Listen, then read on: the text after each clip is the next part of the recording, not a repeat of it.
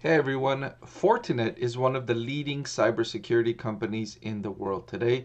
So in this video, I'm going to dig a little deeper into the company and try and answer what's going on with Fortinet in this brief video here. So let's jump right in, starting with what the CEO, founder, and chairman talked about in the latest earnings call about their latest quarter. So the CEO said, revenue in the second quarter increased by 26%.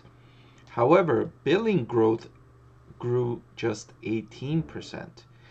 The billing performance reflects large enterprise concerns with the macro environment. So let's take this one piece at a time here, starting with the difference between revenue growth and billings growth and why that's not a good sign. So this company, when it makes sales, it usually makes a sale through a contract, like a 12-month contract for cybersecurity services or a 24-month contract for cybersecurity services, whatever the contract length might be.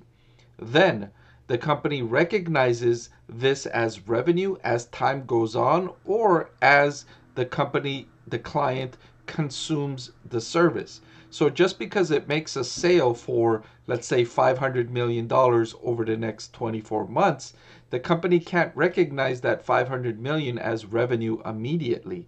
It must prorate that amount over a time period of the contract length.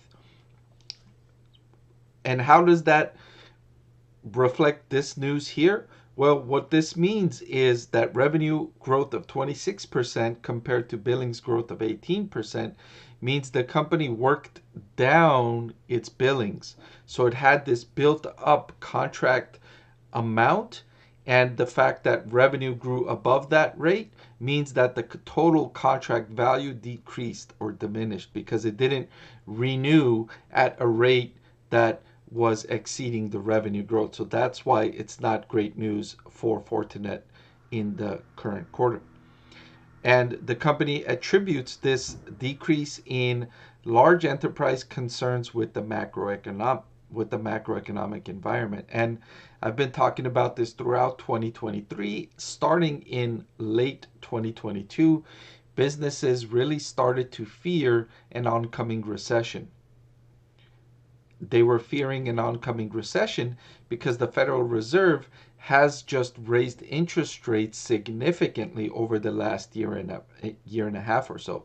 We went from essentially 0% interest rates up to 5.5% interest rates in a short amount of time. And so businesses were fearful of the impacts that could have on the economy. And so they pulled back spending. Remember, Fortinet makes sales mostly to businesses, primarily to businesses and governments, but primarily to businesses. And so businesses pulling back in fearful of a recession really hurt Fortinet in its latest quarter. Okay? That being said, the company still has over 50% market share in an industry that's expected to grow to $33 billion by 2030. Right? Cybersecurity is becoming more of a must-have instead of a nice-to-have. And this is expected to grow by 2030. I suspect this industry will continue growing beyond 2030 throughout, up until 2040 even. There's still a lot more investment that needs to be done in cybersecurity, and I don't think it's going to stop by 2030. And so they've announced their new products, a security processor and their ability to converge network and security both on premises and in the cloud. Both on premise and in the cloud. That's an important distinction to make because some assume that everything is going to move to the cloud, and that's not the case. Some businesses still want the on premise security, and some businesses are still buying that on premise security. While, yes, the trend is that moving to the cloud, but still some businesses prefer to have it on premise.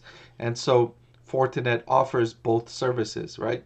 And they're going to dedicate more resource to support hybrid infrastructure and hybrid work. The second part is important, right? Hybrid work.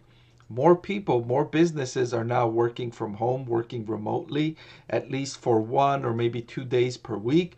And so, because of that, you now need to have that protection for employees that are not working at your facility. And so, when they're logging into your services or logging into accounts, you want to have those accounts, those logins, those platforms, that access, you want to have that protected with cybersecurity.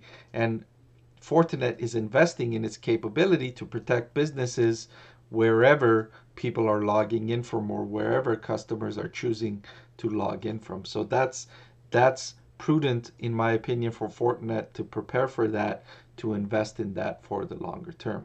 So really interesting information here from the company and Fortinet, and really giving us more details into what's going on with Fortinet stock.